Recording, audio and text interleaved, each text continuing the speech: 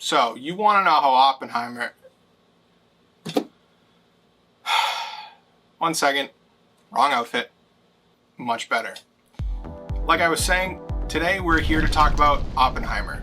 Don't know why you'd think it'd be anything else. The last time I was lucky enough to see a Christopher Nolan movie in theaters was Tenet back in mid to late 2020, right when movie theaters started to reopen again. I was one of about 6 people in that theater. This time, the next Christopher Nolan movie is Oppenheimer, and I can proudly say that that theater was sold out. It's really good to know that the name alone of a prestigious filmmaker can draw a crowd like that, still in this day and age. Oppenheimer is clearly a very different movie than its other box office counterpart Barbie coming out in the same weekend. As opposed to what seems like a lighthearted comedy, Oppenheimer is a deeply dramatic biopic grounded in reality. As the name implies, it covers the life of J. Robert Oppenheimer, who is credited as the father of the atomic bomb. He went to Los Alamos with a group of scientists to develop this atomic bomb to help end World War II in the favor of the US. Obviously, if you read the history books, you know that that was done through bombing 2 Japanese cities, which thus rendered World War II over. The thing is, though, is that this movie is not about the bomb. It's about the man behind the bomb. So, when the test goes off without a hitch, 2 hours in, you have to realize there's a third hour. Like all biopics, there aren't many surprises that occur in the story, since everything pretty much already happened. You watch these movies for another reason. Specifically in Oppenheimer, you watch it for the cast. Led by Cillian Murphy, you have support such as Emily Blunt, Florence Pugh, Matt Damon, Robert Downey Jr., and many, many more. Seriously, the star power in this movie is off the charts. Unsurprisingly though, Cillian Murphy gives an absolute world-class performance as Oppenheimer. It's nothing new to him. Even if you've seen something like 28 Days Later, you know that Cillian Murphy has the chops to lead a cast. The supporting actors in this are really what begin to build the foundation of the movie, because as we all know, Oppenheimer didn't do everything himself. He had his own cast of people behind him. Robert Downey Jr. is incredible, although I still find it a little bit hard not to see slight twangs of Tony Stark. Matt Damon, for the short time that he's in the film, is also outstanding, playing the commanding admiral very, very well. And convincingly, might I add. Florence Pugh, although I am a little biased, she had probably the least amount of screen time of the major supporting characters. However, her role was pivotal in taking a step away from the scientific life of Oppenheimer and bringing it more into the personal realm. And I think really the dark horse is Benny Safdie, who you might know better as a director. Take Uncut Gems, for example. However, in Oppenheimer, he plays a sort of disgruntled scientist that assists on the atomic bomb project. Every scene with him was an absolute joy. He took his presence in those scenes very seriously and made everything much more tense in an incredible way. Now, if you're like me, you saw this movie as a double feature opening weekend. If that was the case, then the 5-hour total runtime of the 2 movies might feel a little daunting. And if you come out of a 2-hour showing of Barbie, going into a 3-hour showing of Oppenheimer, that 3 hours can really feel like a hill that you just need to get over. I'm here to tell you that the 3-hour runtime isn't exactly a detriment to this film, but when you pair that with the complicated plot and numerous amounts of characters that you as a viewer should remember to feel invested in that movie, it does get a bit confusing.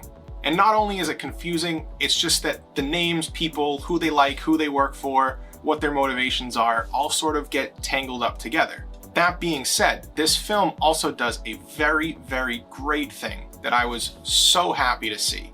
When a crucial plot point is in progress and they mention the name of somebody that clearly you should know because you've met earlier in the film, there is a quick cut to that character, just so that everybody is on the same page. If you remember who that character is, that's great. You now have a name to the face and a motivation to the character. Fantastic job by this film in that regard.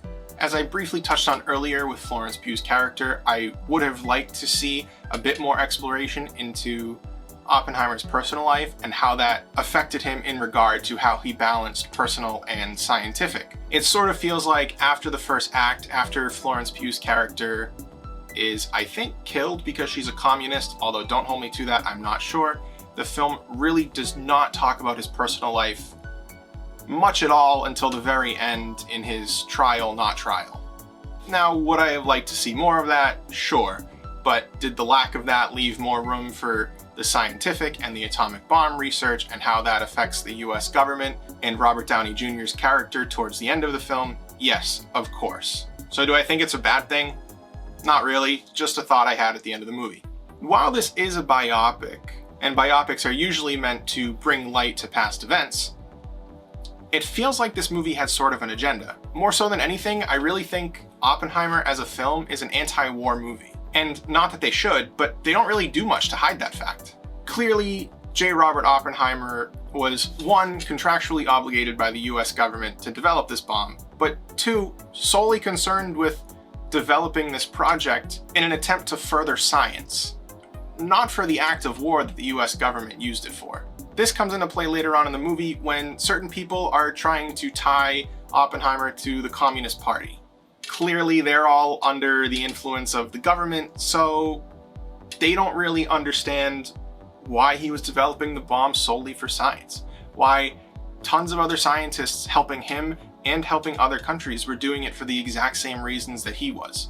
Not to murder tens of thousands of innocent people, but to maybe develop something that maybe in a different light could benefit humanity.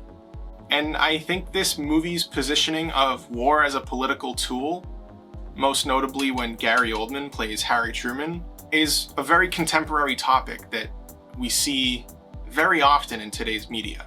Couple that with the film's use of reliance on misinformation, when the fake file funded by Robert Downey Jr. is given to the US government, implying that Oppenheimer is still a communist. There's little to no further research done by these political figures to see if maybe they're being misled, or maybe if this is the truth. Clearly, you and I, as the viewer, know that this is not the truth.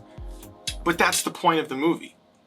Look at today's society. Most people see one article online and take that as cold hard fact, without doing any further research on the topic.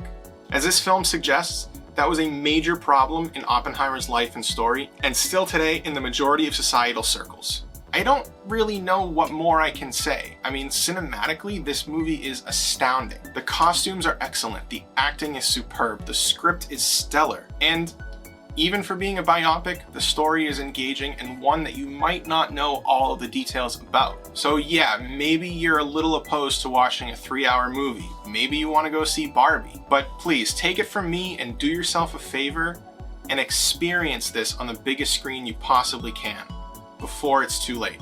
Do I think it's Nolan's best? Probably not. I mean, it's me we're talking about. I'm gonna lean towards The Dark Knight every day of the week. To somebody else with a less partial view, who knows?